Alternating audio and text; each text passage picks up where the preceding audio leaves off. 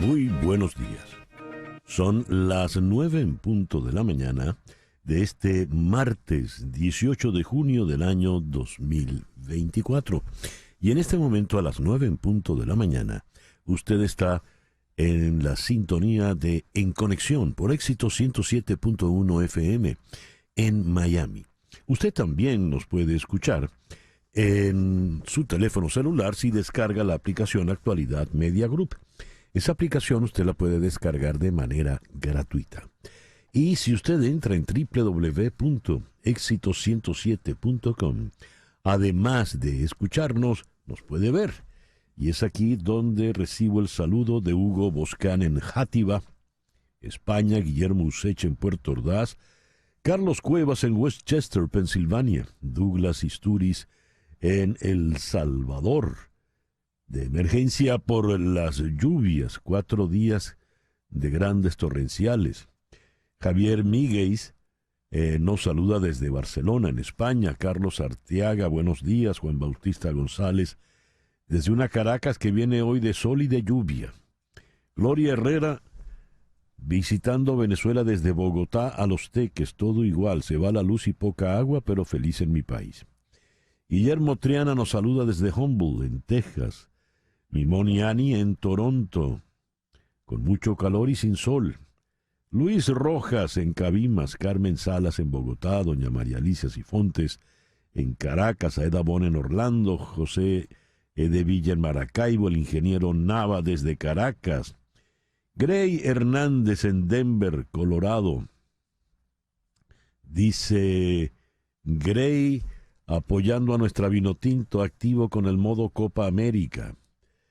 Jenny Colmenares en Panamá, Luis Hurtado saludándonos desde la Palmetto Expressway, vaya con cuidado.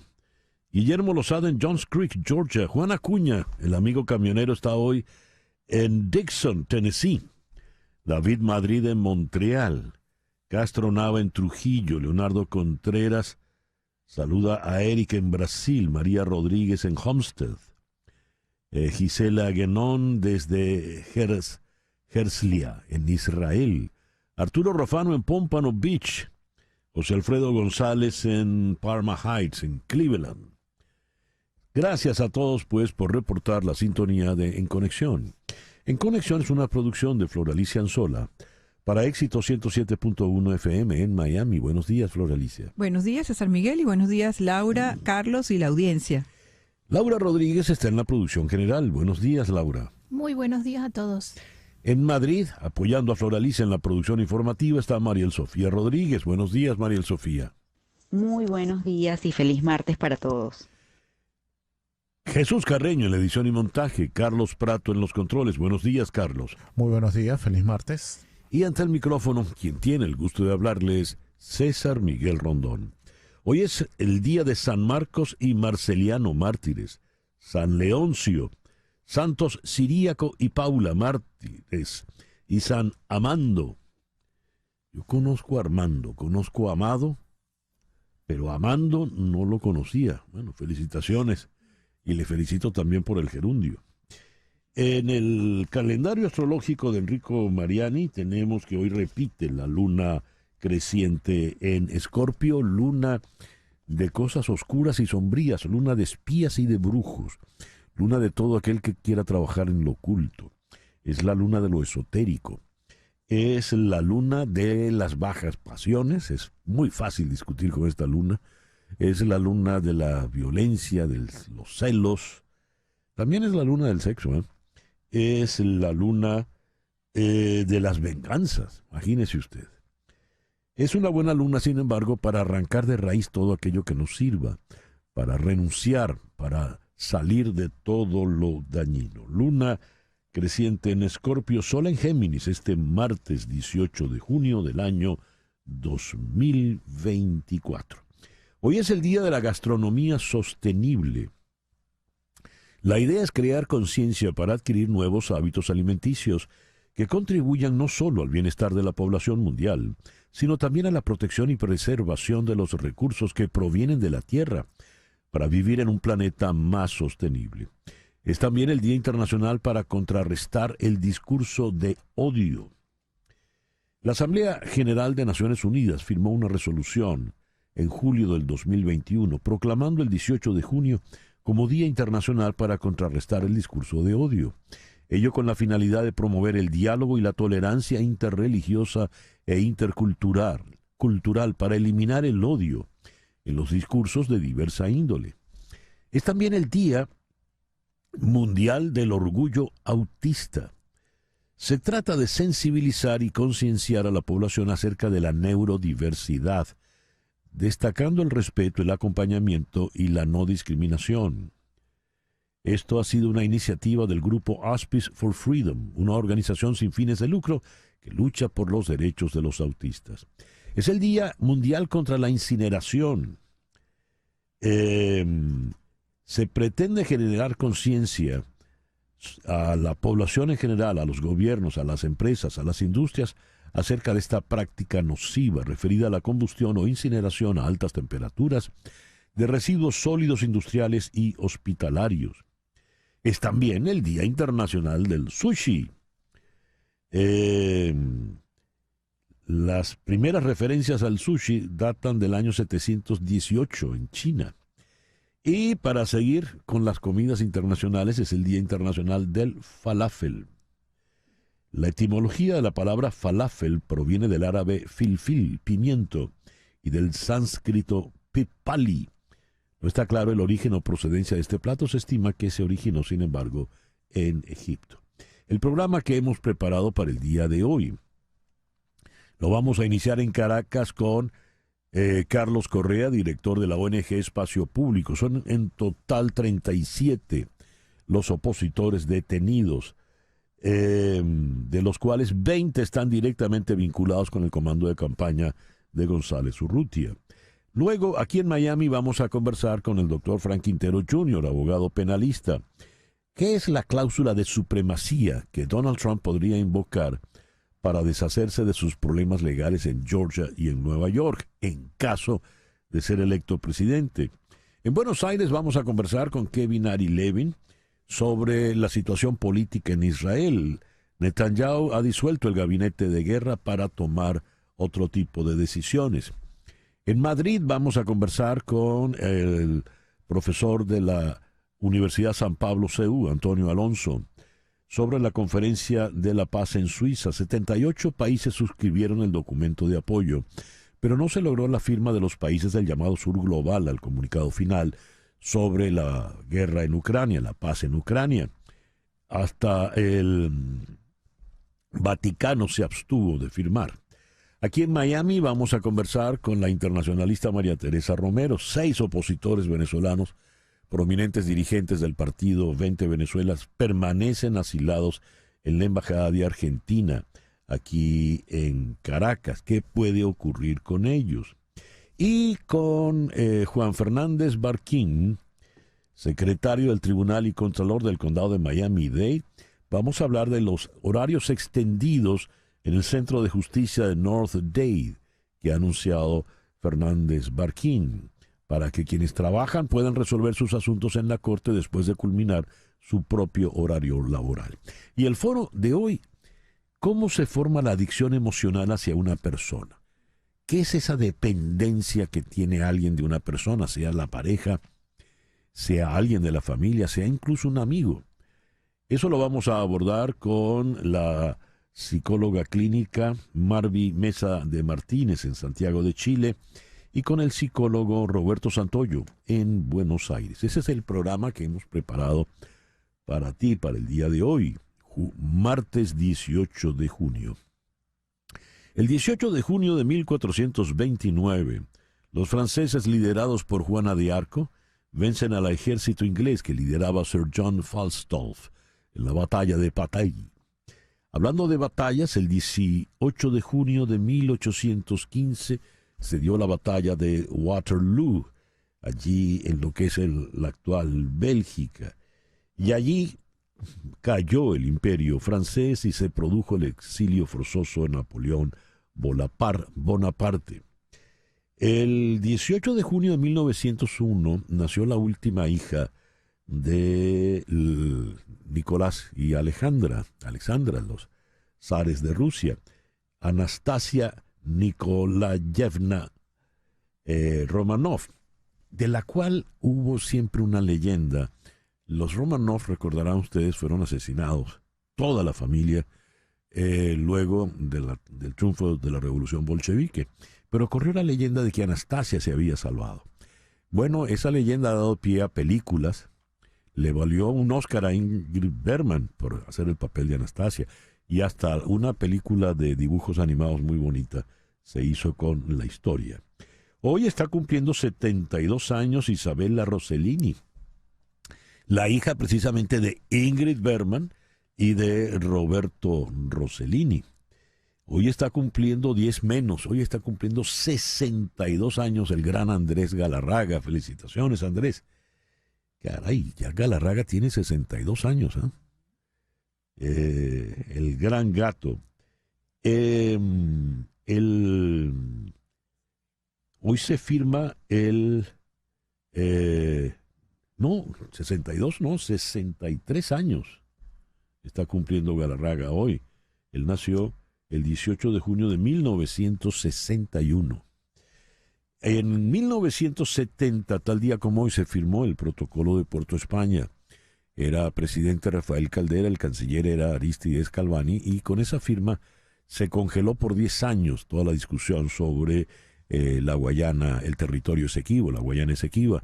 Se firmó con Guyana y con el Reino Unido. El 18 de junio del 2016 falleció la preciosa, la maravillosa, encantadora Susana Duin. Tenía en ese momento 79 años. Y el 18 de junio del 2020, el Papa Francisco aprobó el decreto que reconoce el milagro atribuido a José Gregorio Hernández, abriéndose así el proceso para su beatificación. Y hablando de cumpleaños, este caballero está cumpliendo hoy 82 años. McCartney ha compuesto cualquier cantidad de temas. Sin embargo, me incliné por esta porque es la primera canción del lado A del primer disco de los Beatles, I Saw Her Standing There. Y el 18 de junio de 1943, en Italia nació Rafaela Carrà. Ella falleció a los 78 años en el 2021. Y quien está cumpliendo hoy 78 años es esta maravillosa mujer. Feliz cumpleaños a la gran María Betania. El editorial con César Miguel Rondón. Leo la noticia. El presidente Biden allanará hoy el camino para que cientos de miles de inmigrantes indocumentados casados con ciudadanos estadounidenses soliciten la residencia legal. Biden dará a conocer la política en uno de los programas de inmigración más amplios de su presidencia, según dos fuentes federales con conocimiento de los planes. La política proporcionará estatus legal y protección a unas 500,000 familias estadounidenses y aproximadamente a 50,000 menores de 21 años, no ciudadanos hijos de inmigrantes, uno de cuyos padres estén casados con un ciudadano estadounidense. La acción tiene como objetivo atraer a distritos electorales latinos clave en estados en disputa, incluidos Arizona, Nevada y Georgia, que serán cruciales para las posibilidades de Biden de ganar un segundo mandato. Está clara la intención electoral, pero está claro también el beneficio que este será para los inmigrantes. En esta campaña electoral, el tema de los inmigrantes pues ha sido crucial, ha sido la bandera que ha levantado Donald Trump. Y hay algo que no deja de llamar la atención. Mientras Biden procura ganarse a los inmigrantes con estas medidas que les benefician, Donald Trump acentúa su discurso antiinmigrante. Y más de uno dirá, bueno, eso le va a espantar el voto de los migrantes. Pues no pareciera. Escuche usted lo siguiente. Una encuesta de CBS News YouGov encontró que el 53% de los hispanos apoya la deportación de los inmigrantes indocumentados. No es todo. Apoyan también el recrudecimiento de las políticas migratorias. Bajo la administración Biden, la población inmigrante creció en 6.4 millones. Para noviembre se espera que más de 8 millones de inmigrantes vivan en Estados Unidos. Ante este panorama, la encuesta encontró una división de 50-50% sobre la creación de centros de detención para que los inmigrantes permanezcan mientras se ejecuta el proceso de deportación. El 57% de los encuestados respalda que se implique a las fuerzas de seguridad locales en la identificación de inmigrantes indocumentados, mientras que el 43% se opone. Aunque el sondeo reveló que existe un apoyo significativo a las políticas migratorias más estrictas, también detectó preocupación ante las posibles violaciones de las libertades civiles de los inmigrantes. Es un fenómeno curioso estará en la naturaleza humana, vaya usted a saber, pero una vez que yo me libre, me importa muy poco el que viene detrás. Pareciera decir esta norma, ¿no?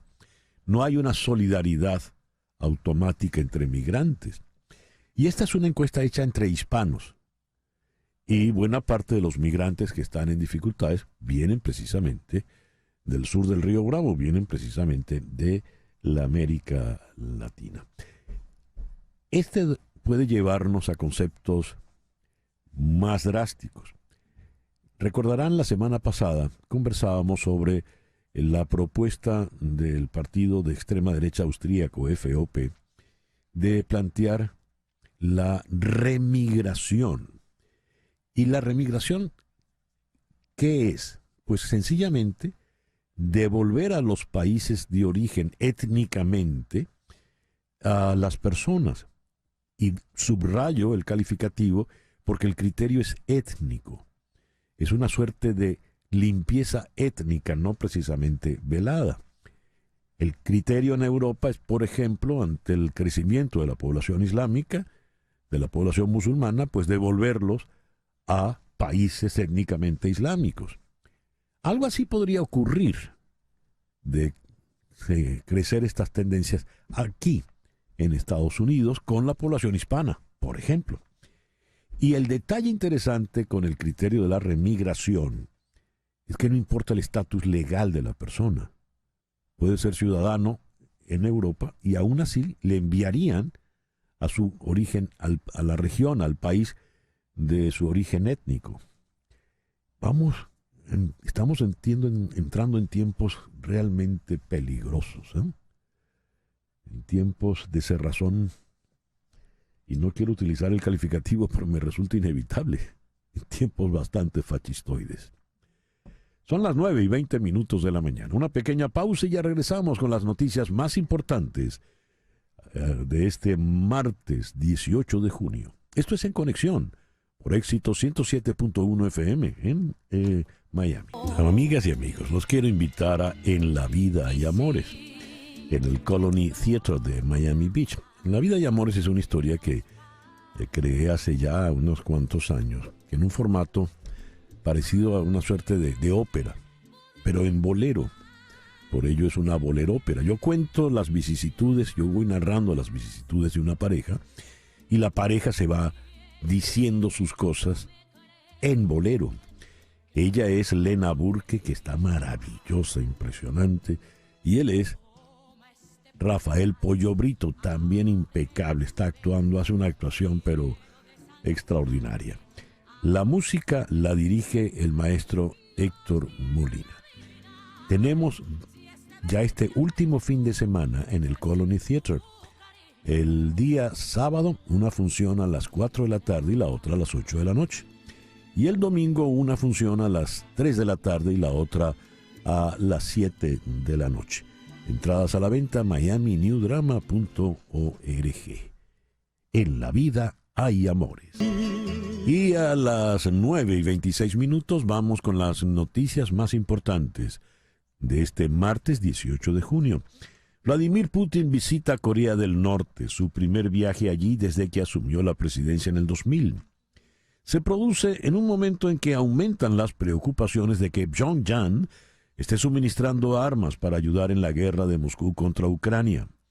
El líder norcoreano Kim Jong-un visitó Rusia en septiembre y la cumbre de esta semana probablemente mejorará los lazos entre los dos países en muchos ámbitos, si no en todos, según un experto en temas de Corea del Norte, tal como le declaró a Bloomberg. Mientras, Ucrania calificó la relación como un bromance solitario e instó a los socios occidentales a responder aumentando el suministro de armas a Kiev.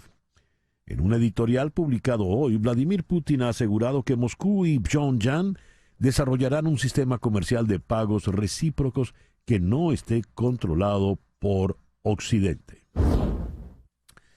El asesor de Seguridad Nacional, Jake Sullivan, inició una visita de 2 días a la India, la primera de un alto funcionario estadounidense desde que el primer ministro Narendra Modi inició su tercer mandato. La reunión se centra en la cooperación en torno a tecnologías emergentes, incluidos los semiconductores y la inteligencia artificial, pero se produce cuando algunos legisladores estadounidenses están presionando a la administración del presidente Joe Biden para que aumente la presión sobre la India para que castigue a quienes están detrás de un fallido complot de asesinato contra activistas Sikh en suelo estadounidense. María Corina Machado, en rueda de prensa ayer, cifró en 37 el total de opositores detenidos en lo que va de año, de los cuales 20 están directamente vinculados con el comando de campaña de González Urrutia, que se enfrentará a Nicolás Maduro en los comicios del 28 de julio. Agregó la señora Machado que el defensor público que tiene la mayoría de estos detenidos es una persona que se ha dedicado a decirle a cada uno de ellos que si la acusan a ella, a María Corina Machado, de ser directamente responsable de los delitos que supuestamente en los que están implicados, ellos serían liberados.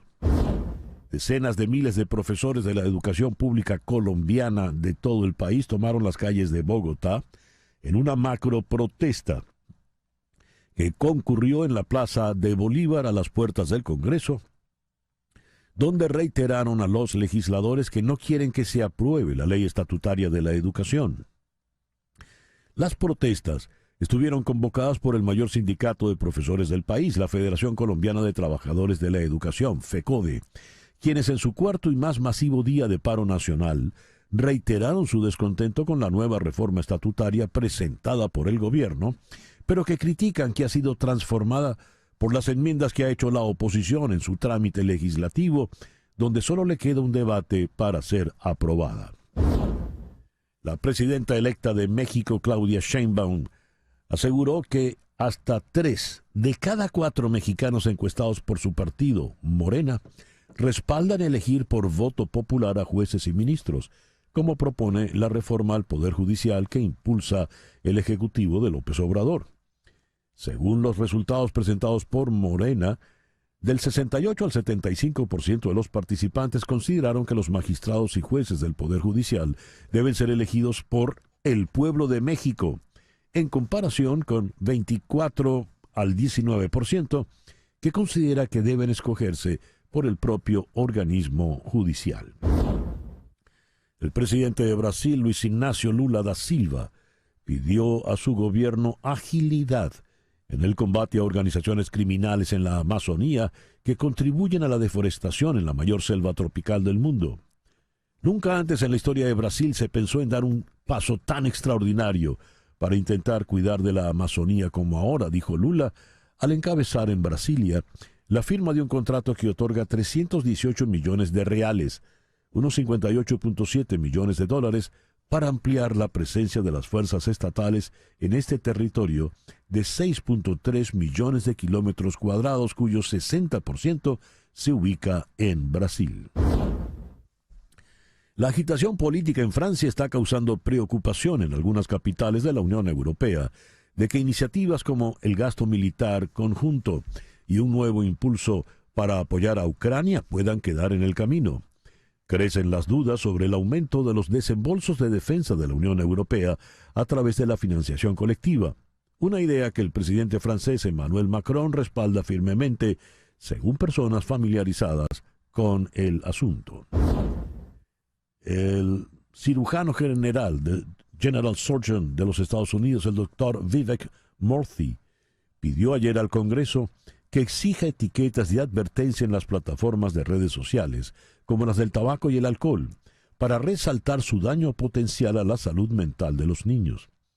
En un artículo de opinión en The New York Times, el Dr. Murthy identificó a las redes sociales como un factor importante en la crisis de salud mental entre los adolescentes, citando un estudio de 2019 que vinculó más de 3 horas diarias de uso de las redes sociales con un riesgo duplicado de ansiedad y depresión. El promedio de los adolescentes es de 4.8 horas por día.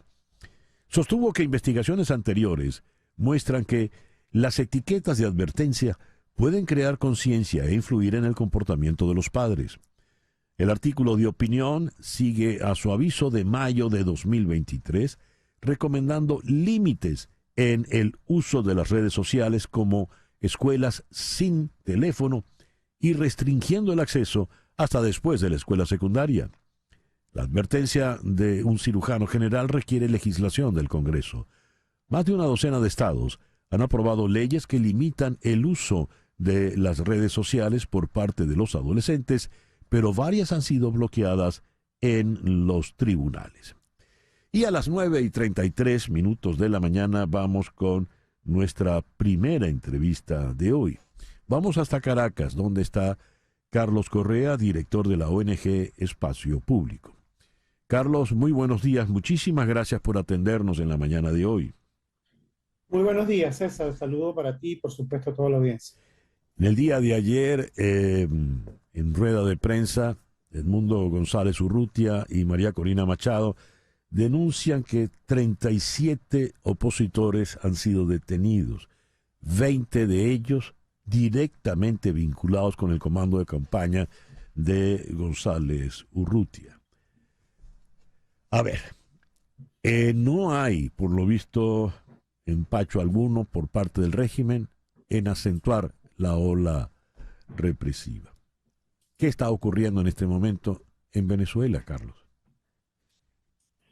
Mira, una de las cosas que nosotros estamos observando, en primer lugar, que esto es un patrón que hemos venido registrando desde hace un buen tiempo, ¿no? Es decir, en el caso, a nivel general, en el contexto de las campañas electorales, básicamente, si ves desde el 2014, en los procesos electorales de tensiones, de alguna manera lógicas para incriminar a los candidatos en ese momento, es decir, es un patrón muy parecido.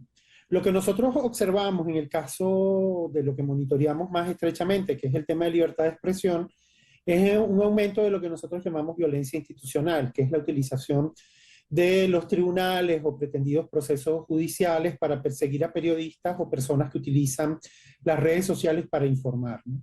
De hecho, ya con las detenciones de Gabriel González, ya son 4 los periodistas detenidos, es decir, porque está Luis López, está también detenido Ramón Centeno hace un buen tiempo, que es un caso inédito, porque es una persona que hizo una entrevista que no publicó y por eso lo detuvieron, y Carlos Julio Rojas, que de alguna manera es un activista, es periodista, pero que también es un activista comunitario en la zona del centro de la ciudad de Caracas, en la zona de la Candelaria.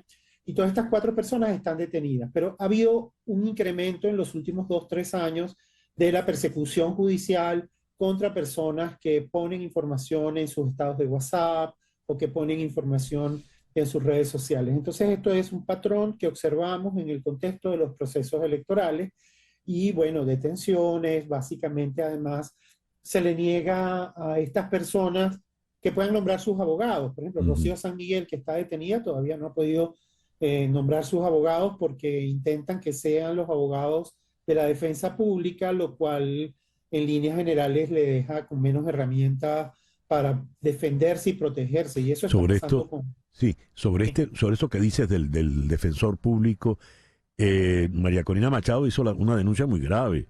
Este señor, que es el mismo para varios de estos detenidos, les dice: si ustedes incriminan a María Corina Machado, salen en libertad. Sí, y además acuérdate que en algunos de estos casos hemos visto después videos donde salen estas personas declarando, diciendo, haciendo aseveraciones, por otro lado, incomprobables, sobre las que después se fundamentan procesos de persecución contra líderes políticos o líderes sociales. Es una dinámica en la que no hay garantías al debido proceso. Es decir, aparte de que es una detención arbitraria, muchas veces no se sabe por qué lo están persiguiendo, o sea, cuáles son las razones por las que estas personas están detenidas. es un ejercicio arbitrario, discrecional del poder y bueno, están persiguiendo a líderes que están en el contexto de una campaña política para unas elecciones que se van a realizar poco más o en 40 días, ¿no? Entonces estamos hablando de nada, a la vuelta de la esquina. Carlos, ¿podrías ahondar en el caso del periodista detenido por no publicar la entrevista? Ramón Centeno, que es un periodista, hizo una entrevista hace un buen tiempo.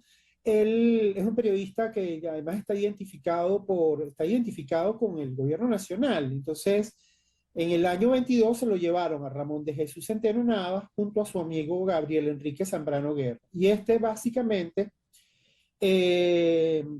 básicamente hizo una entrevista. Era una entrevista en la que trataba de decir cómo la narcopolítica se apoderó del Parlamento.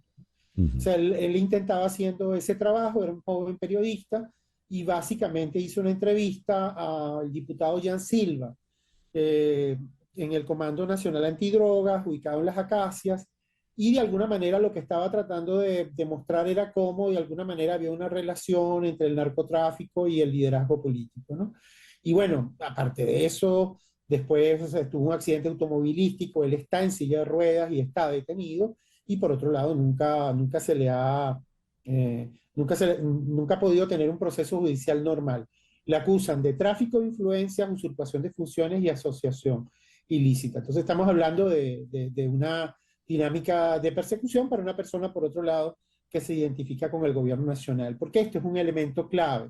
Siempre se piensa que en la lógica de polarización esto solo afecta a un determinado sector, es decir, aquellos que están en contra del gobierno. No, afecta también a aquellas personas que hacen críticas a nivel gubernamental. Recuerdo un caso de una persona que hizo cuestionamientos en el manejo de la industria petrolera y fue perseguido, y después se demostró que efectivamente había todo este caso de las criptomonedas y el robo y el desfalco que se hizo. Carlos, entonces se persigue pues sencillamente a todo aquel que critica.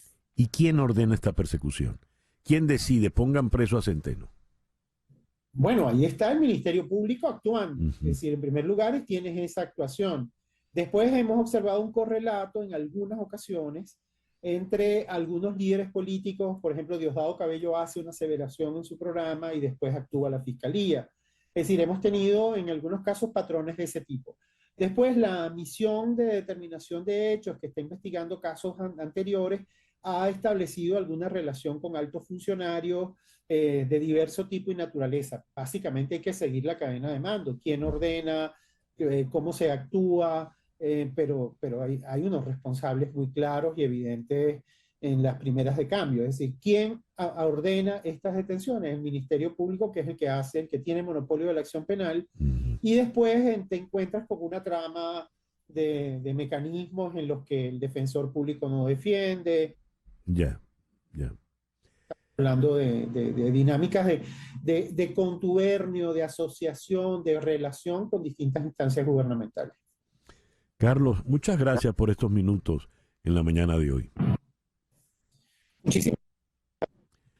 Carlos Correa, director de la ONG Espacio Público, nos habló desde Caracas. Son las 9:41 de la mañana, una pequeña pausa y al regreso hablamos de la cláusula de supremacía. ¿Qué es eso? Ya usted lo va a saber. Esto es En Conexión por Éxito 107.1 FM en Miami. En caso de ganar las elecciones en noviembre, Donald Trump tendrá el poder para hacer desaparecer los 2 juicios federales que aún enfrenta. Pero para los casos en Georgia y Nueva York, aún necesitará a sus abogados y de un precepto constitucional que ya una vez intentó utilizar sin éxito.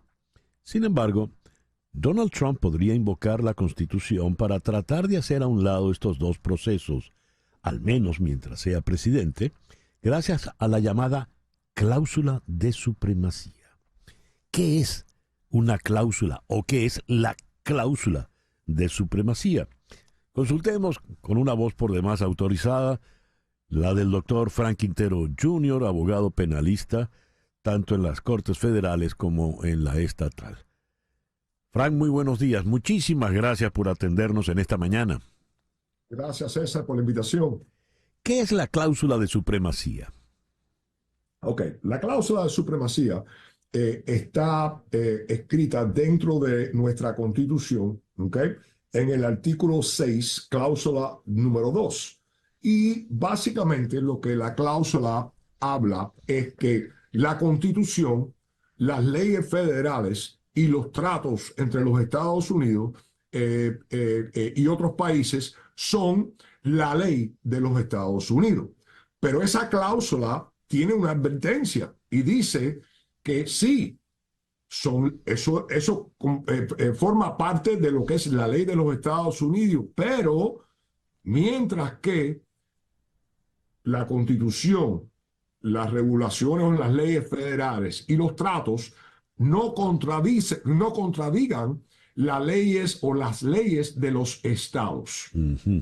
Esa advertencia es muy importante porque limita la habilidad del gobierno federal de pasar leyes que puedan contradecir o contradigan las leyes de los estados. En otras palabras, los autores originales querían que tratan de preservar el poder de un estado para hacer sus propias leyes, mientras que no contradiga las leyes federales y las leyes federales que no contradigan las leyes estatales. Un balance que mantiene el gobierno federal y los estados en unos, con lo que le dicen checks and balances, ¿me entiendes? Una balanza y un chequeo constante que no se puede contradecir lo que es la Constitución y las leyes estatales. Entonces, yo no sé cómo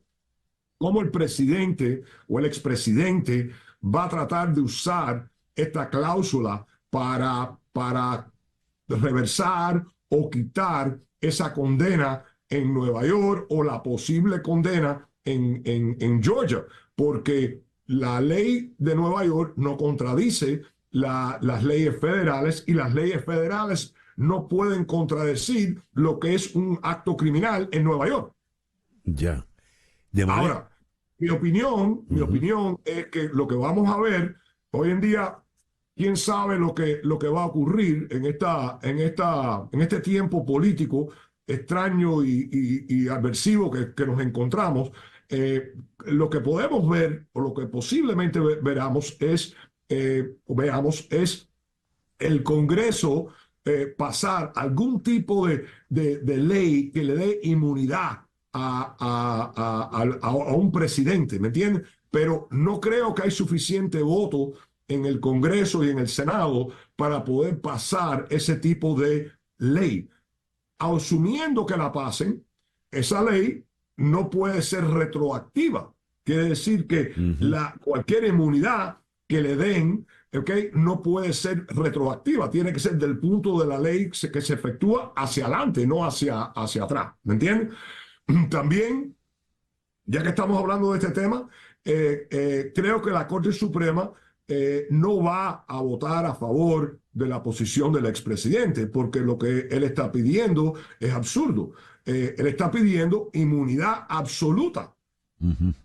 Y aunque la Constitución le da inmunidad a un oficial federal, mientras que esté actuando dentro de sus obligaciones y sus responsabilidades de oficio, la Constitución no le da inmunidad a nadie por fuera de su trabajo, de sus obligaciones, basado en el oficio que tiene. ¿Quiere decir esto que, pongamos el caso, Donald Trump es electo presidente, se juramenta el 20 de enero del 2025? ¿Queda con las manos amarradas entonces, por ejemplo, frente a la condena de Nueva York y una eventual condena en Georgia? En mi opinión, sí, porque el gobierno federal no puede legalmente interferir en esos procedimientos estatales. Sí puede ordenar que su fiscal general ordene que los casos federales se derrumben o que paren el procedimiento criminal a un nivel federal, pero a un nivel estatal, el fiscal general ni el Congreso tiene la autoridad legalmente para poder parar o paralizar o reversar los procedimientos estatales. A ver, el juez de Nueva York, el juez Merchan, manda a la cárcel a Donald Trump, pero Donald Trump sale electo. ¿Qué ocurre el 20 de enero?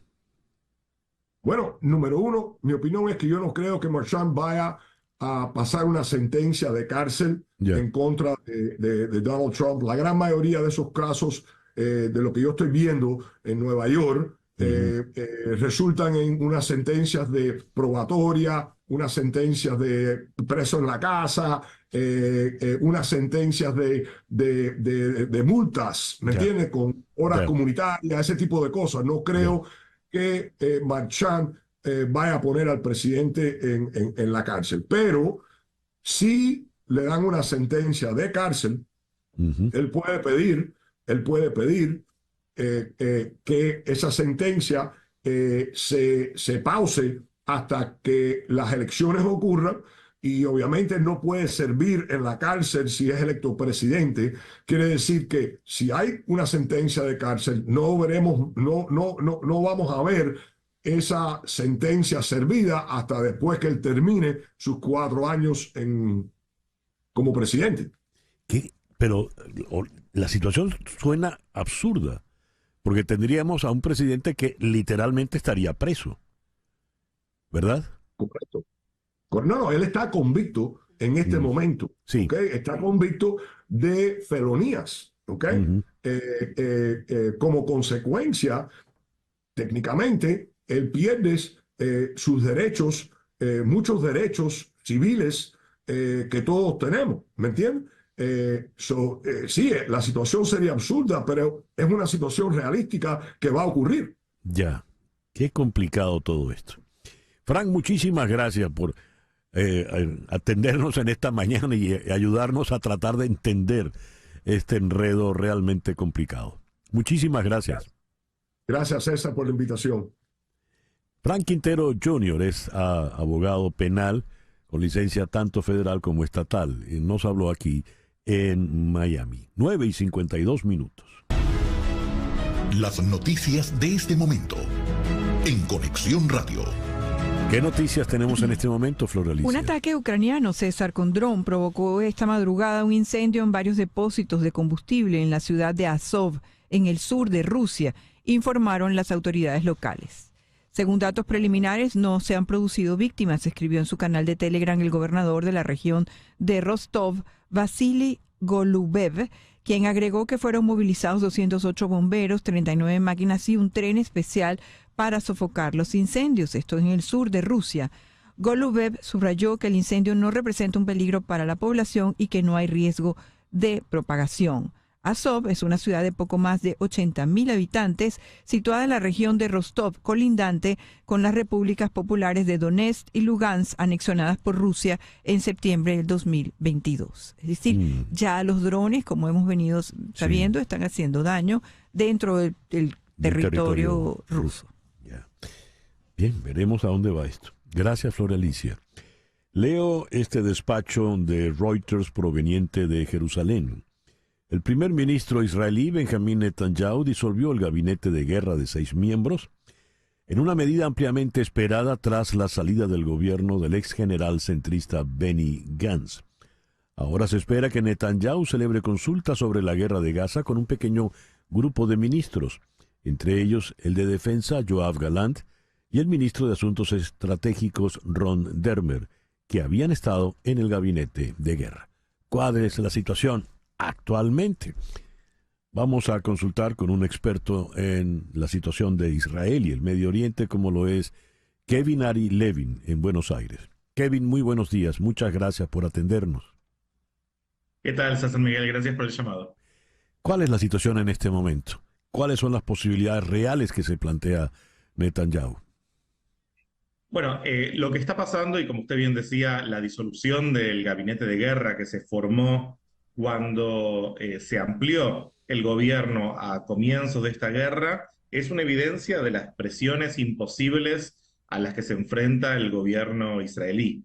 En ese momento se había incorporado al centro político del país en un esfuerzo por ganar mayor legitimidad, compensar por la forma humillante en la que empezó la guerra el pasado 7 de octubre, pero ese gobierno contradictorio, ese doble comando para las decisiones militares se terminó. Se terminó después de 8 meses de guerra, con la salida de los dos referentes de la centro derecha o centro político del país, Benny Gantz y Gadi Eisenkot, que dijeron, si Netanyahu no define una estrategia clara y explícita sobre cómo salimos de esta guerra, nos vamos a retirar del gobierno. Y ahora que se retiraron, Netanyahu encuentra la presión de los extremistas dentro de su gobierno para ser incluidos en el gabinete de guerra. Por lo tanto, ¿cuál es la decisión que tomó antes de darles poder, sabiendo que esto lo pone en un camino de colisión con sus principales aliados, entre ellos Estados Unidos, y incorpora a los extremistas de derecha dentro de su gobierno? Disolvió el gabinete de guerra. Ahora, disuelve, pero sigue consultando con, como decíamos, con Galán y Dermer. ¿Quiénes más le van a orientar? Y cuando adviertes, Kevin, de los sectores más extremistas, ¿qué es lo que van a pedir estos sectores? Bueno, básicamente Netanyahu adelantó que van a recaer las decisiones en dos marcos. Uno es un espacio más informal, con sus asesores cercanos, que incluyen a Dermer, incluye también a Ari Ederi, un representante de un partido dentro de la coalición que no pudo integrarse al gabinete por ser un criminal convicto. Y también está el gabinete de seguridad, que el gabinete de seguridad es algo definido por ley y que sí incluye a Smotrich y Ben Gvir, que son los ministros respectivamente de Economía y de Seguridad Nacional. De eso no puede escaparse. Pero está claro que al gabinete de seguridad le va a dejar las decisiones menos trascendentales, porque sabe que Smotrich y Ben Gvir, ahí yendo a la segunda pregunta que usted me hacía, van a ser exigencias que Netanyahu no puede cumplir. Por ejemplo, ¿cuáles son esas exigencias? Por ejemplo, no resolver ningún tipo de cese al fuego hasta el final de la agrupación Hamás. Ese final, que la mayoría de la sociedad israelí ya ve como imposible, que entienden que eso implicaría una guerra muy prolongada, por lo menos hasta fin de año, si no más, destruir el vínculo con Estados Unidos, destruir la economía israelí, es una exigencia que están haciendo estos ministros. Y otra exigencia que hacen, menos explícita pero a través de voceros informales, es retomemos el control indefinido de la Franja de Gaza, incluyendo la posibilidad de que la propia población israelí migre a la Franja de Gaza. Esto es una vuelta atrás de una situación que Israel dejó a mediados del 2005, con mucho costo político, económico y militar, pero que sería absolutamente catastrófica. ¿Y por qué lo hacen? Porque estos ministros tienen una visión teocrática sobre el futuro de Israel y entienden que la Franja de Gaza es parte del territorio bíblico entregado por Dios al pueblo judío. Con lo cual, Netanyahu, que es bastante pragmático, está enfrentado ahora a presiones contradictorias. Como ya hemos hablado antes, él es el representante menos extremista, podríamos decir hasta más progresista dentro de su gabinete, sin ser para nada progresista, y esto es evidencia de presiones imposibles a las que Israel se metió en esta guerra como parte de la trampa tendida por Hamás el pasado 7 de octubre. De manera tal de que esto no pareciera tener solución, si la solución está en Dios. Porque si el argumento es teocrático, es que Dios me dio esta tierra, pues hay que irle a reclamar a Dios entonces. Bueno, un ejemplo claro de esto fue una entrevista dada hace 2 o 3 semanas por una representante del movimiento de los colonos, muy cercana a Bezalel Smotrich, el ministro de Economía, Daniela Weiss, a la BBC. Y le dijeron, ¿cuál es la solución que usted ve? Y ella dijo, tenemos que volver a la Franja de Gaza e incentivar a los palestinos a retirarse. Y le dijeron, ¿pero qué pasa si los palestinos no quieren migrar a otros países? Que, por cierto, tampoco tienen las puertas migratorias abiertas a 2 millones de palestinos. Y ella dijo, van a querer irse. Nadie quiere vivir en el infierno. Esto hace falta aclarar. Es una postura minoritaria dentro de Israel, pero que lamentablemente tiene influencia hoy en día en el gobierno. Dios. ¿Y la postura mayoritaria en Israel en este momento cuál es, Kevin? Es una excelente pregunta. Acá tenemos varias contradicciones. La mayoría de los israelíes entienden que esta promesa que viene haciendo Netanyahu hace 8 meses de la victoria total es imposible. Es decir, que jamás va a seguir existiendo. Lo que los israelíes no están dispuestos a aceptar es una franja de Gaza que siga bajo el control de Hamás una vez terminada la guerra. Cuando Biden al principio lo presentó como la propuesta israelí, después Netanyahu dijo, no, yo no estoy de acuerdo con eso, con lo cual quedó como un gris complicado de quién salió la propuesta. Sí. Netanyahu dijo, no vemos una situación de cese al fuego permanente mientras Hamás siga activo en la franja de Gaza. Y esa es una de las preguntas principales. ¿Cuál es el costo que tanto israelíes como palestinos están dispuestos a pagar por la paz? Para los palestinos, ¿es viable el precio de generar un cambio de régimen y tener un nuevo gobierno que se haga cargo de la franja de Gaza sin Hamás a cambio de la paz? Y para los israelíes, ¿qué tan importante es que se genere una nueva situación permanente sin Hamás como para garantizar el final de una guerra que le ha costado mucho a Israel en términos políticos, económicos y de vidas? Esa es la pregunta, y hoy en las negociaciones que se activan y desactivan encontramos dos puntos que nunca parecen acercarse. Para Israel es condición esencial para un cese al fuego poner fin a Hamás, y para los gazatíes cualquier tipo de discusión sobre el futuro de Gaza implica un cese al fuego ahora. Y como no nos podemos poner de acuerdo, las partes no se ponen de acuerdo sobre cuál es el orden adecuado, los precios correctos para pagar, esto está generando un enorme costo político para ambas partes, y ni hablar para Joe Biden. Claro, claro. Qué complicado todo. Kevin, muchas gracias por estos minutos en la mañana de hoy. Gracias a usted, César Miguel, un placer. Kevin Ari Levin es sociólogo y, como ya le escucharon, es experto en estos temas de la política israelí y en general del Medio Oriente. El reloj indica 10:02 de la mañana. Una pausa y al regreso nuestro foro de hoy. ¿Qué es la adicción emocional hacia una persona? La dependencia de una persona. ¿Qué es eso? Esto es En Conexión por Éxito 107.1 FM en Miami. ¿Qué es la dependencia emocional? Leo que la dependencia emocional es un patrón de comportamiento en el cual una persona se vuelve excesivamente dependiente de otra. Esto puede ocurrir en cualquier tipo de relación, ya sea con una pareja, un amigo o un miembro de la familia. La persona que experimenta dependencia emocional a menudo siente una necesidad abrumadora de estar cerca de la persona de la que depende, de buscar su aprobación para todo. Los sentimientos de bienestar y de autoestima dependen de esa otra persona. Esta dependencia emocional es como una adicción, y es por eso que la persona que la padece puede experimentar ansiedad y miedo cuando no están juntos. ¿Cómo se produce esto? ¿Por qué se produce? ¿Y cómo se puede superar?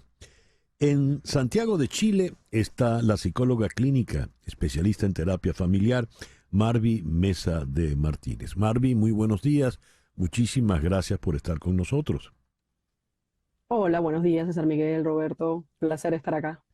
Y en Buenos Aires está el psicólogo del equipo de salud mental, Roberto Santoyo. Roberto, buenos días. Gracias por acompañarnos.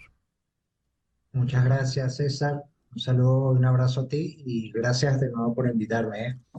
A ver, ¿por qué se da este tipo de dependencia emocional que acabo de leer? Marvi. Bueno, lo primero es que eso que dijiste hay que resaltarlo.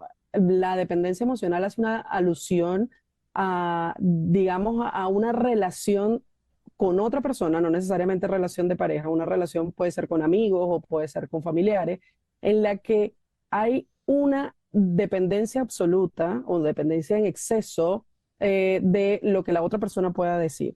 Y generalmente esto viene de la mano con necesidades infantiles, sobre todo insatisfechas, que de alguna manera quedaron allí y estoy tratando de satisfacer dentro de mis relaciones actuales. Eso básicamente. Cuando dices esto viene de algo infantil, ¿qué pasó en la infancia, por ejemplo? Generalmente se debe a que en la infancia uno se supone que tiene relaciones importantes con los padres, donde todas las necesidades afectivas vienen justamente de la satisfacción que dan los padres.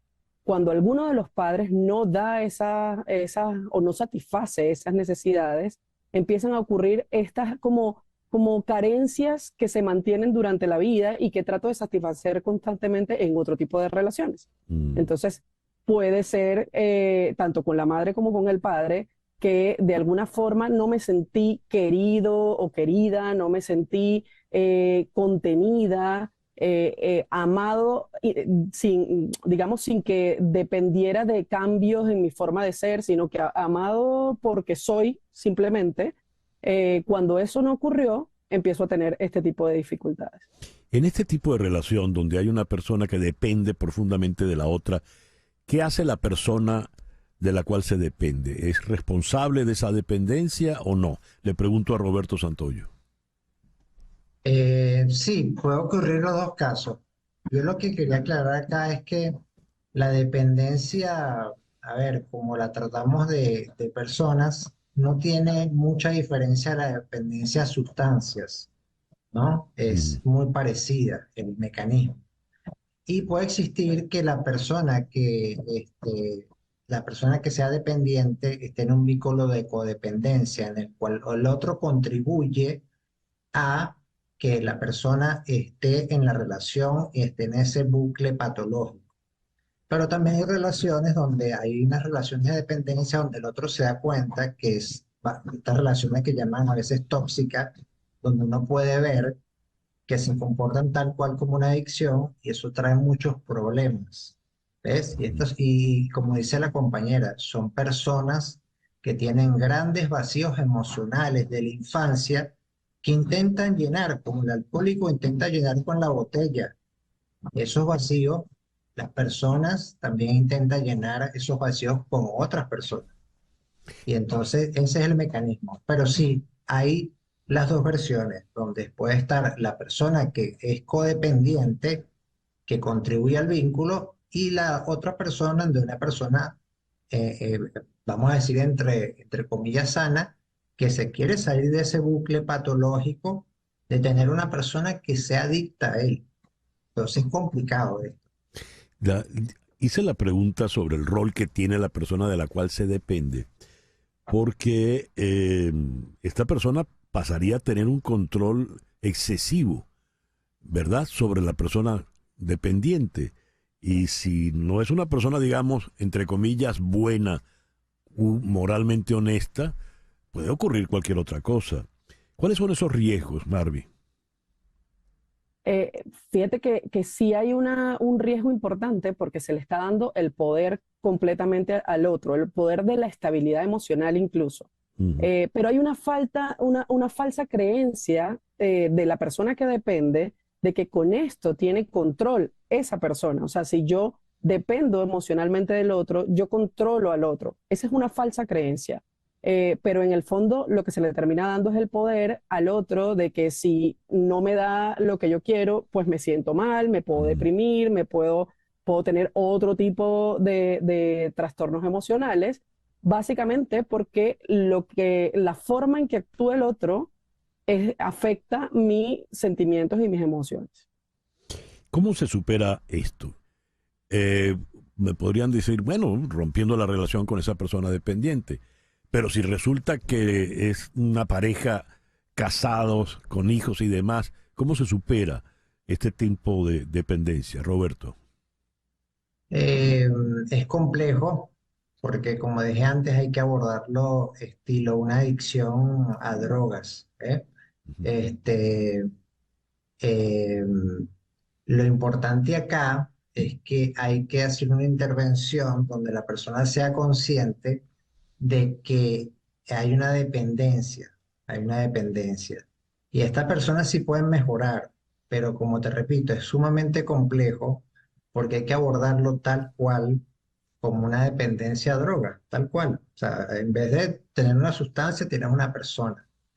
Eh, yo sí creo lo que tú dices, que hay mucha gente que se aprovecha de esta dependencia para tener un control excesivo en la relación y tener como una persona ahí siempre a tu lado, incondicional, y esas relaciones de poder y de sumisión son muy graves pero hay que hacer intervenciones psicológicas importantes para demostrar a esta persona, trabajar autoestima, trabajar vacíos emocionales, traumas en la infancia, codependencias y sobre todo lo que tiene que ver con el valerse por sí mismo. Porque ¿cuál es el problema de la persona con dependencia? No siente que puede valerse por sí mismo, sino que siente que el otro es el que lo completa. Yo no existo si el otro no existe. Como una cosa de Descartes, ¿sabes? Como decía Descartes, como que si el otro existe primero, yo existo después. Ya. Es una cosa paradójica. Marvy, ¿la persona dependiente está consciente de su dependencia? ¿Puede tener la voluntad de romperla o no? No siempre está consciente. Muchas veces lo que vive es el sufrimiento y se vive además a sí mismo como una víctima de las circunstancias y de la gente. Cuando están conscientes, creo que ese es el primer paso para hacer esto que dijo Roberto, que es lo que permitiría poder gestionar y cambiar un poco el tipo de relaciones que establece. Además yo añadiría el miedo al rechazo, ¿no? El miedo a que el entorno te abandone o te rechace y también sacarlo de esa condición o ese pensamiento de ser víctima que tiene constantemente. Entonces, no siempre están conscientes. Esa es una de las metas terapéuticas. Primero, hacer visible y consciente que esta forma de vincularse no es la más sana. ¿Y cuáles son los casos más frecuentes en parejas, en amigos, en relaciones laborales? ¿Cuáles son los más frecuentes, Roberto? Mira, hablando por mi consulta personal y el grupo al que pertenezco, y bueno, todo lo que mi experiencia y lo que hemos leído, y uno investiga, las relaciones de pareja son quizás en donde se ve más estas dependencias patológicas, ¿no? Porque una cosa es una dependencia de alguna manera emocional, pero son dependencias patológicas, donde, como dice Marvy, el sufrimiento que trae o lleva esa persona, hay que sacarla de ese bucle. Pero donde más se ve es en parejas. De hecho, hay un término que se llama, y de hecho me parece que viene de Estados Unidos, pero lo voy a traducir, que es como esta gente que pasa de noviazgos seriales. No sé si has escuchado eso, gente que pasa de noviazgo a noviazgo, noviazgo, noviazgo, noviazgo, noviazgo, o en matrimonio, matrimonio, matrimonio, matrimonio. Y tú dices, ¿qué pasa acá? Que no sea un tiempo, un espacio, o una persona no puede estar sola y se busca, apenas termina una relación, entra en otra, tú dices, algo pasa acá. Esos son red flags, lo que llaman los americanos, de a veces esos vacíos de que una persona no puede estar sola. Y esos sentimientos de abandono son sumamente dolorosos para la persona. Y lo que permite a veces ver el sufrimiento para ayudarles. A ver, asumiendo que entonces en las relaciones de pareja es donde más se da esta relación de dependencia, ¿qué es lo más frecuente, Marvy? ¿La mujer dependiendo del hombre o la inversa? Mira, desde el punto de vista de pareja, lo que más se suele ver es de verdad una mujer dependiendo del hombre, pero eso se da en cualquiera de los casos, o sea, no es algo específico de un género. Lo que pasa es que las que asisten normalmente y las que llevan digamos, a la pareja a asistir a una consulta suelen ser las mujeres. Realmente no tiene que ver tanto con el sufrimiento digamos, de la dependencia emocional per se, sino que las mujeres solemos buscar más la terapia en comparación a los hombres. No sé si Roberto está de acuerdo en el que realmente el grueso de la población de la consulta suele ser el género femenino. ¿Y esas mujeres que van a tu consulta van porque están conscientes de que dependen del marido o porque el marido depende de ellas? No, están conscientes del sufrimiento que esto genera, porque ya sea porque alguien depende de ti o porque tú dependes de esa persona, sufres. Igual, si alguien depende de ti, es una carga emocional muy intensa. O sea, se siente que todo lo que se haga puede causar daño en la otra persona. Y si es una persona, como decía Roberto, medianamente sana, es una persona que lo vive como una responsabilidad muy grande y una responsabilidad que no quiere tener. Si es una persona que tiene un trastorno de personalidad o que es un narcisista o tiene rasgos importantes de este estilo, disfruta realmente de poder tener esta persona que dependa de Claro. sí. Eso no va a generar sufrimiento en esa persona. Ya. Se nos terminó el tiempo. Te dejo entonces, Roberto, la palabra para concluir, por favor. Bueno, decir que esto es más común de lo que se cree. Lo que pasa es que no se ve mucho. Se ve mucho en pareja, pero también se ve en amistades, se ve en familiares, se ve en compañeros de trabajo. Esto es multiplicado, pero donde se ven más motivos de consulta es en parejas y sobre todo mujeres, que son las que quizás, bueno, como dice Marvin, estadísticamente es así, siempre el 70% de tu consulta está llena de mujeres, ¿ves? Los Ya. hombres buscan ayuda, pero ya cuando están un poco más complicados. Sí. Sí se puede ayudar, sí se puede solucionar, tiene que haber un nivel de conciencia, es una adicción, como puede ser al alcohol, al cigarrillo, a la cocaína, pero esto se tiene que tratar tal cual como una adicción donde hay un vacío que se llena con algo artificial. Y cuando algo es artificial no es natural. Y cuando algo no es natural, produce sufrimiento. Eso es así. Es Ya. una ley. Roberto, muchas gracias por atendernos en el programa de hoy. A ti, César. Y Marvi, muchísimas gracias por habernos acompañado en la mañana de hoy. Un placer. Un abrazo para los dos. Marvi Mesa de Martínez es psicóloga clínica especializada en terapia familiares, está en Santiago de Chile, y Roberto Santoyo, psicólogo del equipo de salud mental, está en Buenos Aires.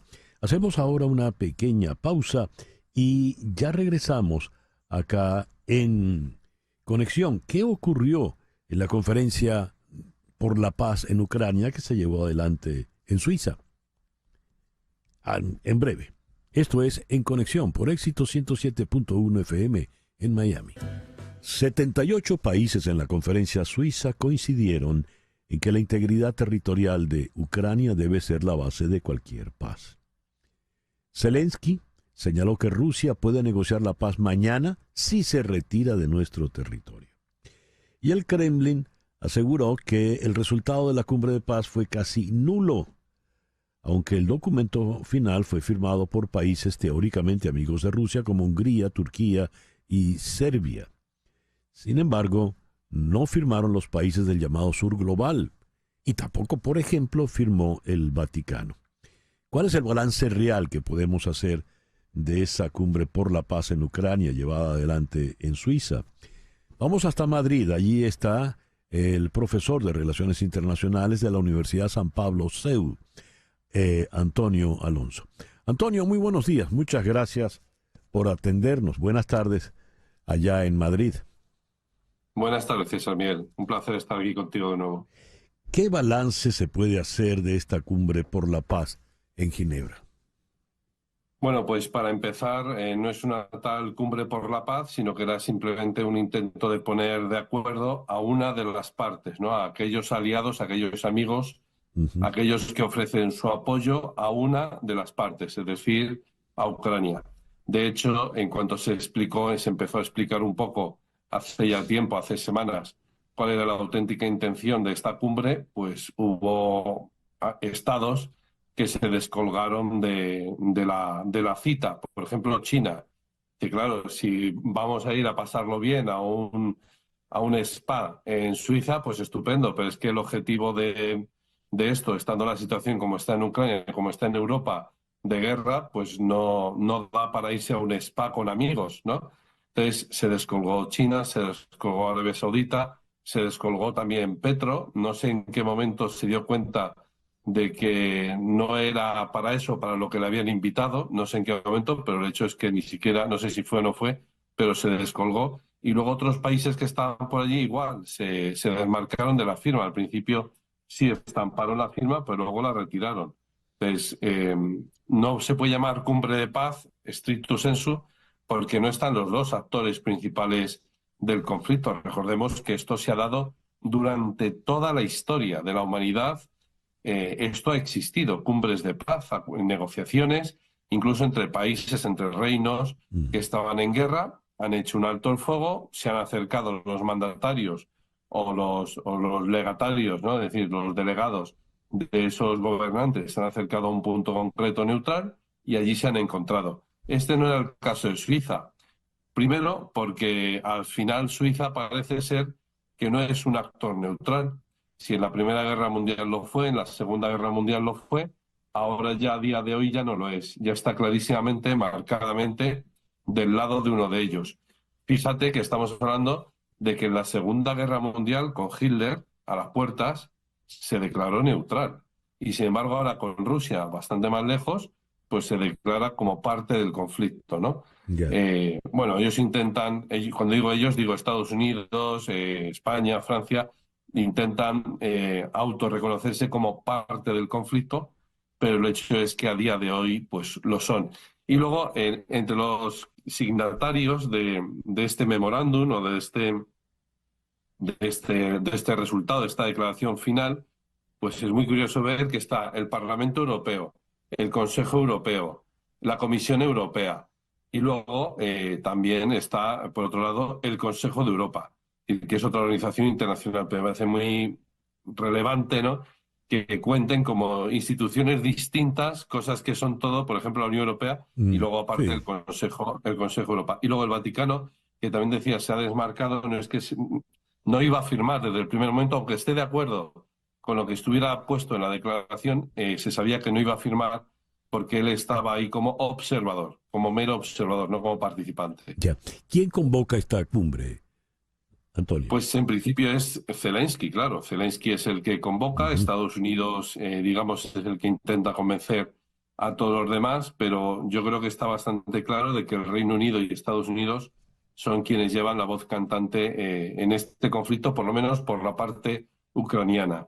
Zelensky por sí mismo a lo mejor no tendría poder de convocatoria, en primer lugar porque es un país que no tiene dinero, entonces para organizar este tipo de eventos algo me dice que se necesita algo de dinero, ya solo en temas para alquilar el hotel, ¿verdad?, para alquilar las salas, pero también para garantizar la seguridad de todos los mandatarios se necesita bastante dinero y Ucrania no tiene ese dinero. Ucrania se lo debe todo a Estados Unidos, a la Unión Europea y al Reino Unido, y luego además porque está muy en duda que Zelensky sea un presidente legítimo a día de hoy, porque su mandato presidencial expiró el 21 de mayo. No sé si esto lo habéis tratado en otros programas anteriores. No lo hemos tratado todavía, pero es bueno ya que lo traes a colación, Antonio. Pues mira, hace 5 años, en el 19, ganó las elecciones y tomó posesión el 21 de mayo. Luego, el 21 de mayo de este año, de 2024, ya pues tendría que haber dejado el sitio a otra persona. Como no se lo ha dejado porque no ha podido celebrarse las elecciones, quien es el auténtico presidente de Ucrania es el presidente de la Rada Suprema, de la Cámara de Representantes del Congreso de Diputados, al final del Parlamento, ¿no?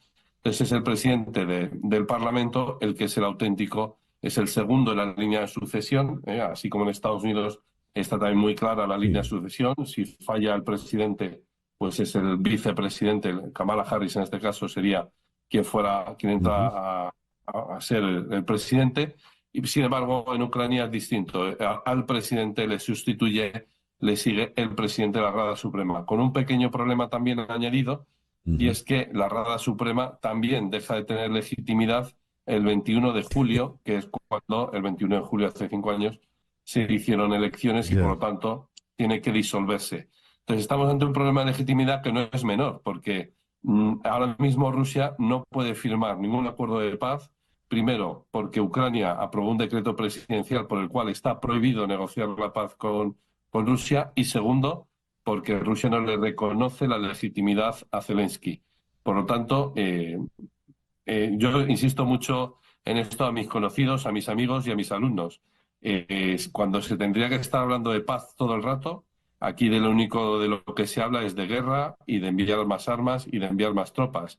Luego, el camino que tenemos por delante es solo uno, que es escalar la tensión, y al final, si nadie le quiere poner freno a esto, pues está claro a dónde vamos a acabar, claro. ¿Dónde vamos a acabar, Antonio? Pues en el desarrollo de lo que tenemos ahora mismo entre manos, que es una guerra directa entre la OTAN y Rusia, ya sin ropajes, ya sin caretas, ya sin ningún tipo de intermediarios ni de excusas, y una ruptura de la globalización, ¿no? A partir de ese momento, la globalización de los años 90, y eso que nos ha venido también para viajar gratis, ¿no? Pero bastante barato por todo el mundo, pues eso ya se acabó para comerciar por todo el mundo, o eso de estudiar en el extranjero, etcétera, eso ya se acabó. Vamos hacia no vamos hacia la Tercera Guerra Mundial, sino que ya estamos en una Tercera Guerra Mundial en la que efectivamente a partir de un mes, 2, 3 meses, el presidente de Serbia dice 3, 4 meses, ya ha puesto un término temporal a esto, pues estaremos ahí metidos, ya digo, sin caretas, porque a día de hoy, no sé si tu audiencia lo conoce esto, pero ya hay centenares de soldados franceses pegando tiros en Ucrania. Ucrania ya utiliza armamento de la OTAN para atacar suelo de territorio históricamente perteneciente a Rusia, Belgorod, incluso cientos de kilómetros, todavía más para allá. Incluso han atacado estaciones de radar, que es un objetivo, digamos, una infraestructura crítica considerada así por Rusia. Es decir, y eso lo dijo el mismo Vladimir Putin en su visita a Tashkent, en el aeropuerto, al despedirse, dijo, ojo, que si este tipo de armamento, no fusiles, sino misiles, misiles de la OTAN atacan territorio ruso, entenderemos que no es Ucrania quien está atacando, porque para manejar, para maniobrar los F-16, los F-35 y, por supuesto, los misiles, se necesita un expertise, un know-how que ellos no tienen, y por lo tanto, los únicos que lo pueden manejar es personal de la OTAN. Luego, si recibimos ataques de este tipo, pues entenderemos, daremos por supuesto, que será la OTAN quien nos está atacando. De ahí que luego hayan hecho este tipo de ejercicios militares y de pasearse por La Habana, ¿verdad?, con misiles, perdón, con submarinos nucleares, con capacidad nuclear, precisamente para dar a entender, dice, bueno, vosotros habéis estado 2 años diciéndonos que no pasa nada porque Ucrania es un país independiente y que él puede elegir su propio camino y su propio destino, y que Ucrania puede elegir en qué alianza defensiva meterse, y que puede elegir libremente pues si tener armamento de misiles de la OTAN apuntando a Moscú o no. Es decir, se nos ha estado diciendo durante 2 años todo este tipo de argumentos. Bueno, pues ahora, acercando a Rusia este submarino nuclear a Cuba, le ha puesto delante del espejo a Estados Unidos. Dice, hombre, no llevas 2 años diciéndome esto, bueno, pues ¿qué tal te sentaría a ti que yo pusiera misiles en Cuba, ¿no? Entonces, no apuntando a Miami, cuidado, sino apuntando a Washington. Claro. Sí. A Rusia, Miami no le interesa tanto, le interesa Nueva York, Washington, ¿no? Bueno, pues la ha puesto delante del espejo y parece que se han enfadado los estadounidenses, no sé por qué, pero es lo que llevan sosteniendo durante 2 años. Algo que es relevante en esta guerra de Ucrania es algo que utilizan, una expresión que utilizan mucho los chinos y los rusos, el double standard, ¿no? Y el doble rasero.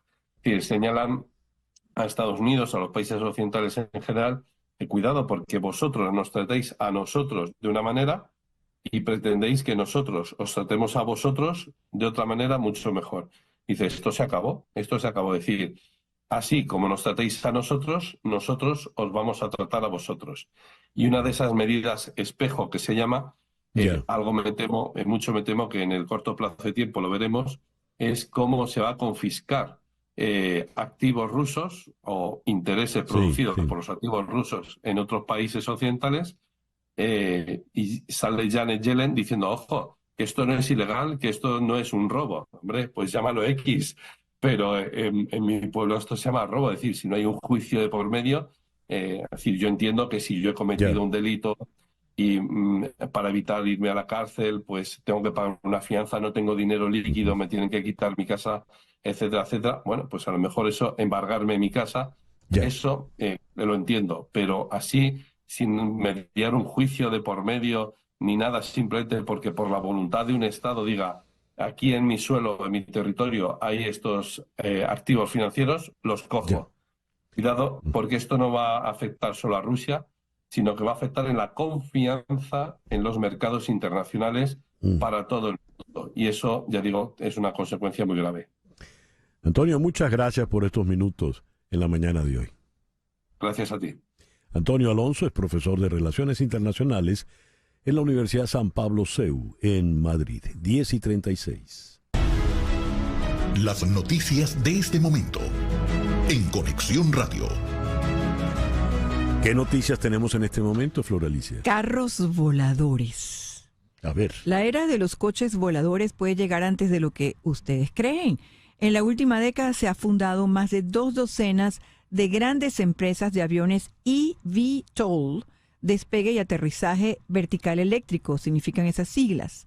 Y los reguladores estadounidenses y europeos están cerca de certificar algunas de esas empresas. Todos están destinados a viajes cortos de 18 a 25 millas, transportando pasajeros o carga o potencialmente actuando como ambulancias aéreas, vehículos de entrega de órganos y transporte policial, informó la revista Scientific American. Los vehículos vienen en varios diseños, como multicópteros y aviones de ala fija capaces de alcanzar mayores velocidades y mayor alcance.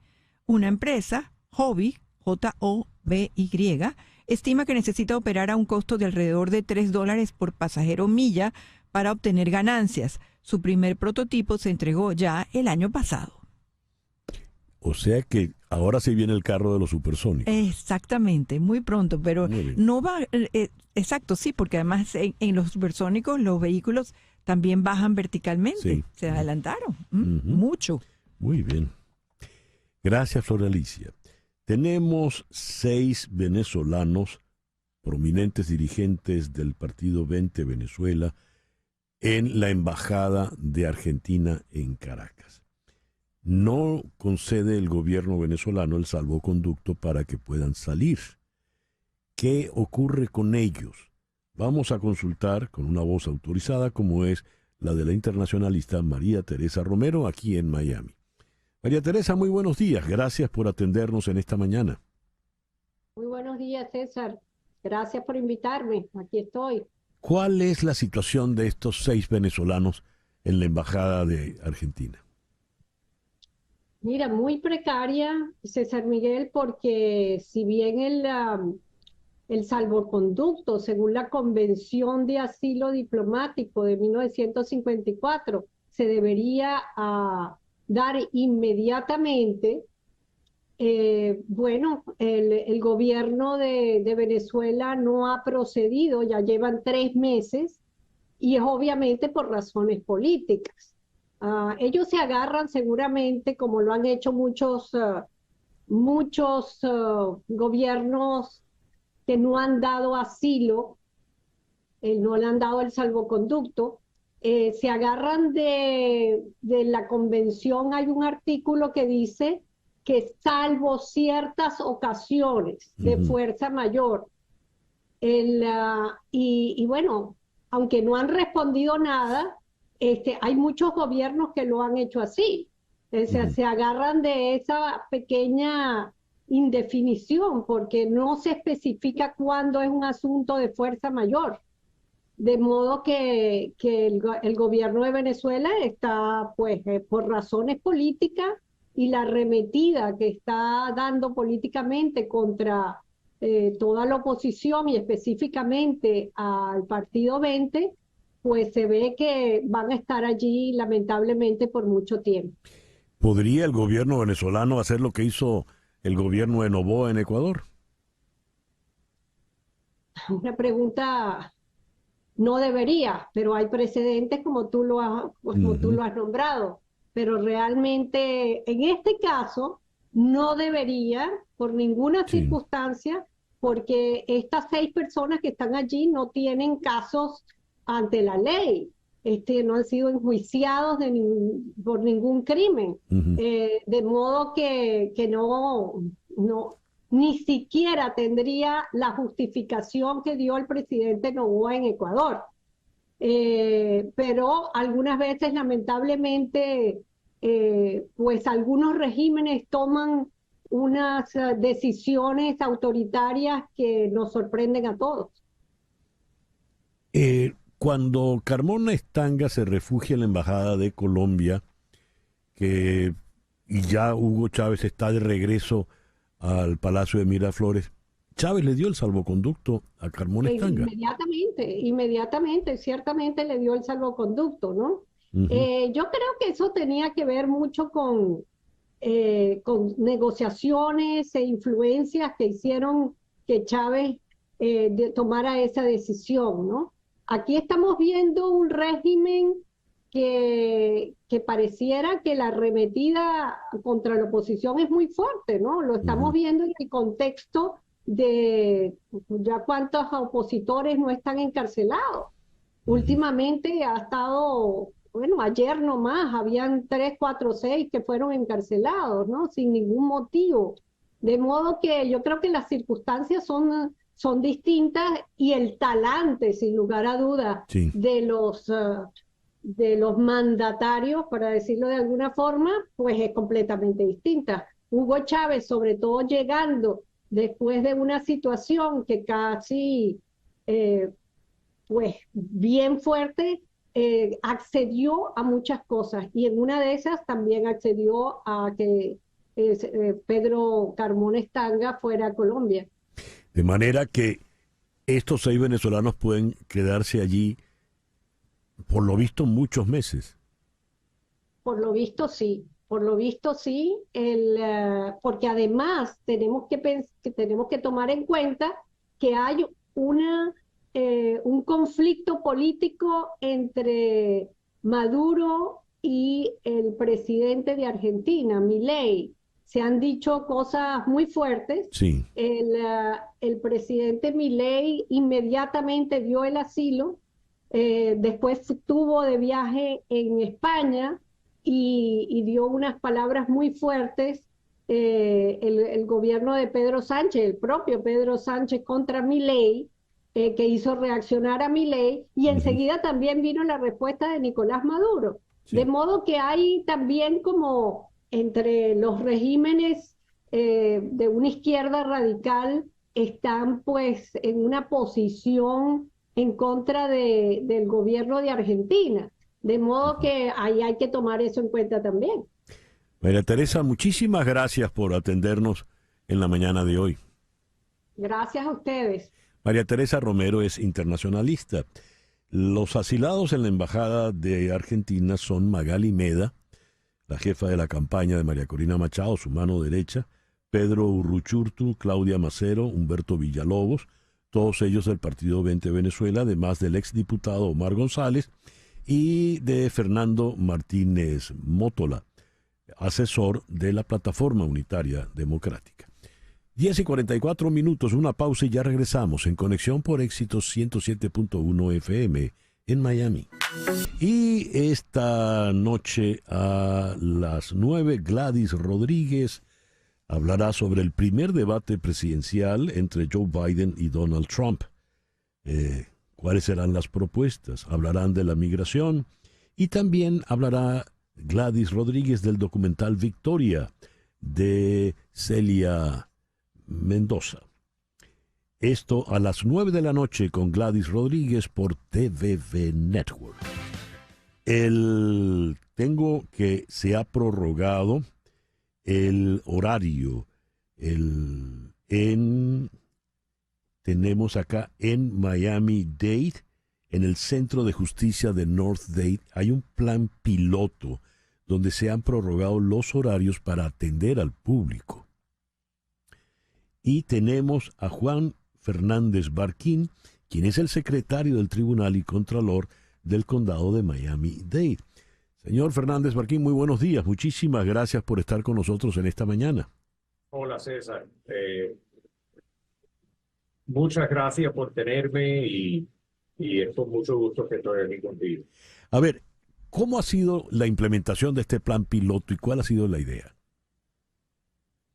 O sea, bueno, tenemos mucho plan piloto, o sea que en referencia a las horas extendidas o... El de las horas extendidas, sí. Oh, buenísimo, buenísimo. Los resultados han sido muy positivos. Muchísima gente en la comunidad están tomando avantaje de esto. Para los oyentes que no saben de esto, tenemos un horario extendido en tres de nuestros locales. El primero es el North Dade Courthouse en la 155 y Biscayne Boulevard.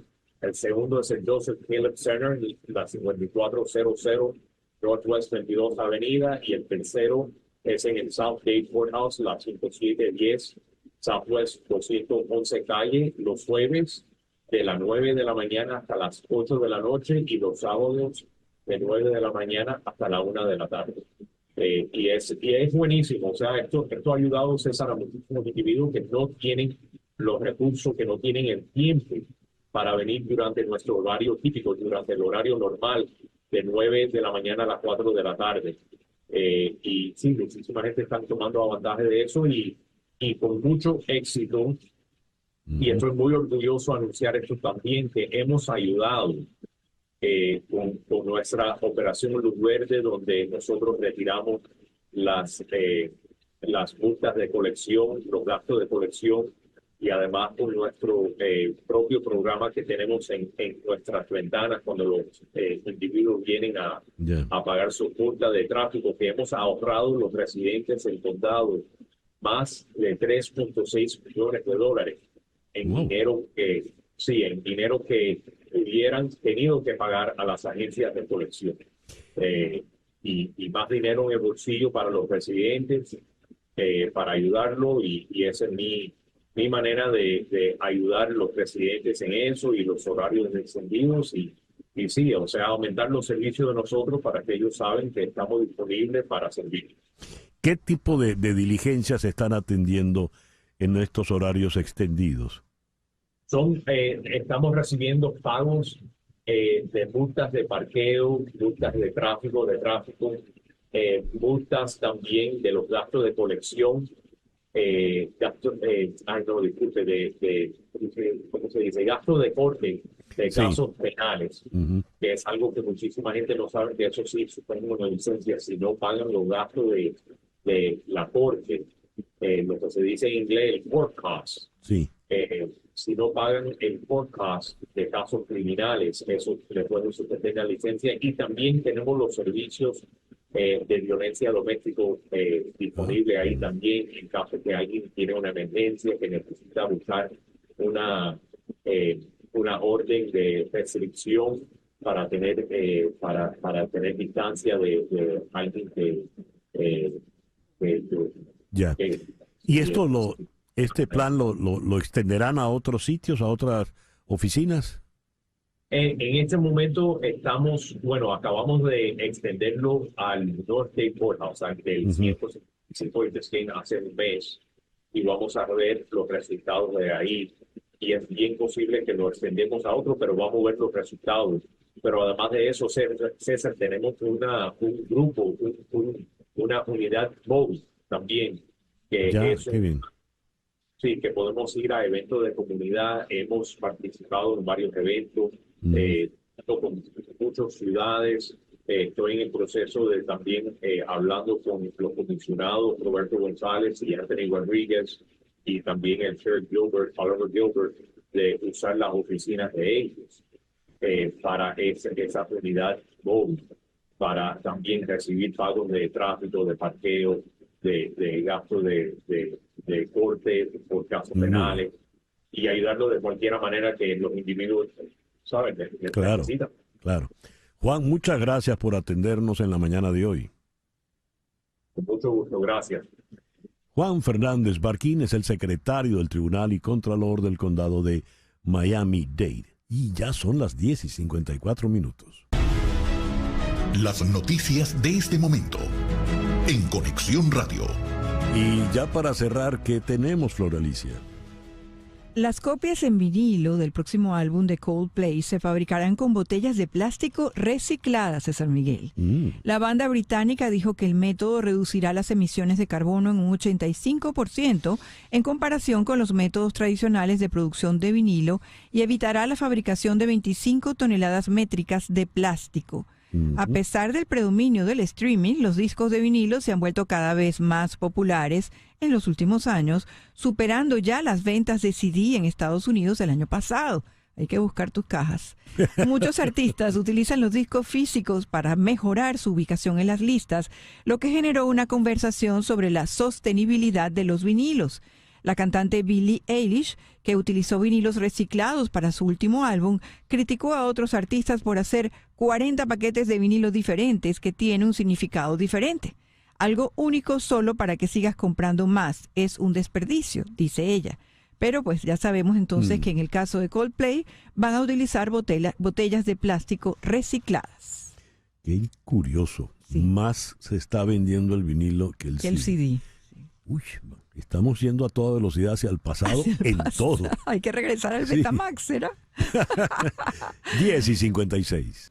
En Conexión fue una producción de Floralicia Anzola para Éxito 107.1 FM, con Laura Rodríguez en la producción general, Mariel Sofía Rodríguez en la producción informativa, Jesús Carreño en la edición y montaje, Carlos Prato en los controles y ante el micrófono, quien tuvo el gusto de hablarles, César Miguel Rondón.